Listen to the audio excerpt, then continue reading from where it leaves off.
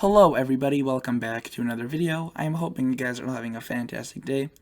So today's upload, we're going to be talking about the long range, the pattern in terms of the precipitation, the temperatures, all that good stuff, and we won't be really focusing on the short range, just the longer range and the medium to long range. See what's coming up, look at the 8 to 14 day outlook, look at the 6 to 10 day outlooks. This is definitely going to be a fun video. So if you guys would like to join a community of weather fans we have on here, if you will, we have a lot of weather enthusiasts. We like looking at the weather. Consider joining, consider subscribing. I'm a hobbyist, not a meteorologist. For official forecast, go to the National Weather Service, NOAA, and National Weather Service, NOAA, and the National Hurricane Center. Had to repeat that twice in my head. Couldn't come out. If you are a returning viewer and you saw this channel before, consider liking if you obviously appreciate the channel. If not, perfectly fine. Let's get into this video and hopefully we could convince you to like the video. So let's start off at hour 006 on the GFS and let's see what it has in store for us. So again, we have the storm system right here across Minnesota and southern Canada. The storm is actually further up to the north. Really, one develops overnight today and really rages on into tomorrow and tomorrow night. So I'll definitely will be making a video on this a bit later on in the day on Friday. This is going to be the first video of the day. The second one's going to be about the storm. The reason for that is it would be a bit of a longer video and I would feel a bit rushed if I had to make two videos or one video about these topics. Just cram it all into one video. And I typically don't like to make my videos over 15-16 minutes as that usually it just doesn't really fare well. So notice that we have that storm passing through. What that really instigates is it does two things. It really kicks the storm that's been sitting across the southeast kind of out of the area into the Atlantic Ocean, kind of get out of here. Basically does that type of maneuver. And it also brings in a cooler air mass. You can see the high pressure kind of comes in and really quite a bit of cooler air may come in. Now this won't be cold air. At this time of the year it's really hard to get cold air unless you're in the mountains. It'll be pleasant. We've been seeing heat. That's been more unpleasant, and the cool air will be more pleasant. You can see it definitely sticks around for a while. Now, it definitely is only across a certain region across the United States. It's really the Midwest and East, if you will, and southern United States. The West and Northwest stay dry, and it's really just limited to the eastern United States.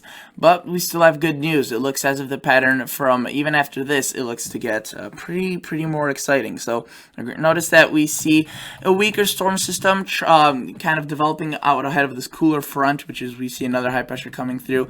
This high pressure kind of diverts itself to the northeast. Really the cooler air comes in right there. Doesn't do much across the central United States. There's actually a warm-up. You can see the millibars or the lines of pressure are going, kind of forming this ridge-like pattern, and that would bring in some warm temperatures. But where we do have the warmer temperatures, we typically do see some storms developing, and you can see we see a pretty large system develop right here across the northern Minnesota area.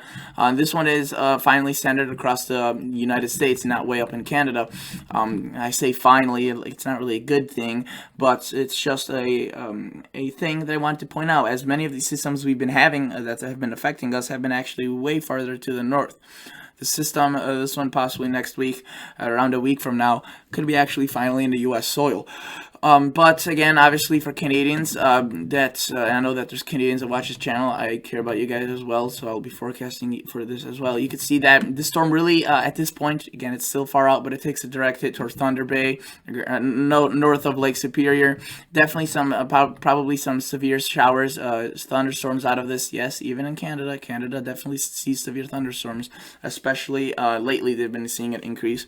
And you can see that moves through. This one really takes a spin to the north. It kind of starts initially going west to east, and then it just abruptly turns to the north, and definitely drags a cool front across the major cities of Canada right here, Montreal, Ottawa, Toronto, all those, Quebec, all those larger cities will get impacted by this. But, let's not forget the northeast as well, Pennsylvania, the states of Pennsylvania, Philadelphia will get impacted, New Jersey State, New York, all those locations may get some nice showers. And while this storm does this, you can see it goes up, then it flips itself around and actually aids in a cool down that was already originally gonna make its way. You can see these millibars are already slanted towards a negative slope, and this kind of what it does here, it kind of does a flip and rotates, and that really rushes in quite a cool air mass across the United States. Now, this would probably be a bit more powerful than the first cool off. You could see it's early features right here we're showing you, but definitely a bit more dynamic, and there's still more cold air locked up to the north. But this would play another big role because this would allow for another storm to form to the west of this, and you can see another storm comes through across Canada. This is again now almost a week and a half out. Yeah, so we're going very far out, but I just want you to notice the pattern that very wet conditions, and this is not just limited to the northern United States or the central or east. The south, you can see also seeing lots of scattered showers. They've had a lot of that, but unfortunately it looks as if they may see more.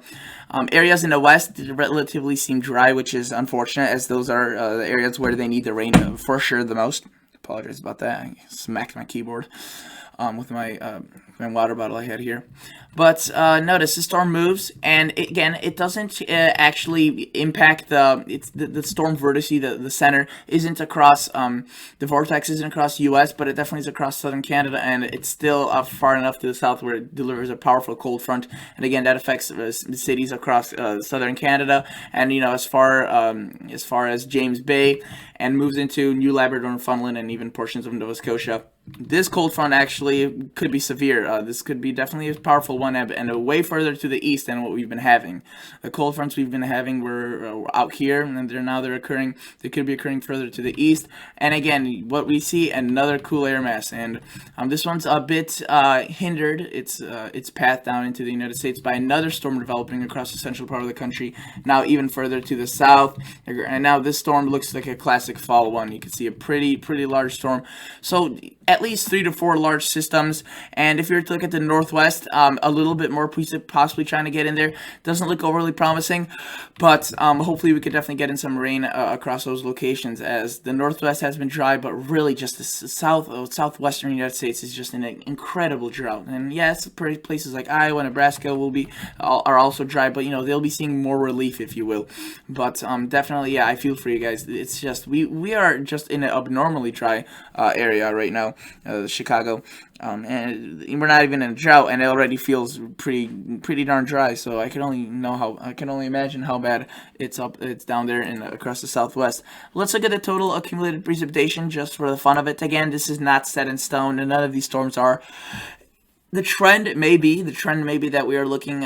I'm pretty confident in a trend that we're looking at a more active pattern. But really, again, it definitely has the potential to change. But notice we see quite a bit of rain across the north United States, the east as well, a little bit less. But again, there will be pockets of heavier, pockets of lighter. That's how big summer storms work. So now notice if you look at the south, right by the Gulf Coast, lots of rain, plenty of rain. They had a drought. They had drought conditions there earlier. That looks to be relieved at this point, especially after all the storms that have been occurring for the past several days. But again, finally with that bigger storm that's upcoming this tomorrow, it will finally kick it out of there. So they will definitely see a break. Sorry, I had to yawn. Notice that the western United States does see a bit of precipitation. It's not completely white, as we've seen in past model runs. It's just been completely white. It looks as if there definitely is a potential for at least half an inch to a little bit more of precip. Again, that won't really make a dent in the drought, but I guess it won't get much worse, if you will. I know it doesn't seem like it can get much worse, but it can. Notice the northwest dry, the west is just dry, but it's a dry season. It's really the only areas that I know that the month of August for us is the driest, but the big classic storms for the west is usually the winter time. And that's when they get their water from the snowpack across the Sierra Nevada. Let's look at the European model. This is just a GFS. Let's take a glance at the European. Let's just jump right to the total accumulated precipitation. Again, this only goes out to 240 hours, while the GFS that I was showing you goes out to 384, so much larger time period. Still, though, similar pattern. Dry across the west, wetter across the northern United States and the eastern United States, and then very wet across the south, and pretty darn dry across the west. But again, this 240 hours only takes us through one storm, other than the one that's going to be occurring tomorrow, and it's really a bit further to the north than what the GFS shows. Again, we'll have to see which one's right, but you could see definitely takes that across southern Canada. Quite a bit of rain, a powerful cold front passes through, that kind of rakes the northern United States. we see continued lots of tropical moisture across the southern United States. And look at that. And what we see is just a really powerful storm, which again will aid with that cool off that we'll be seeing around the time frame of next weekend.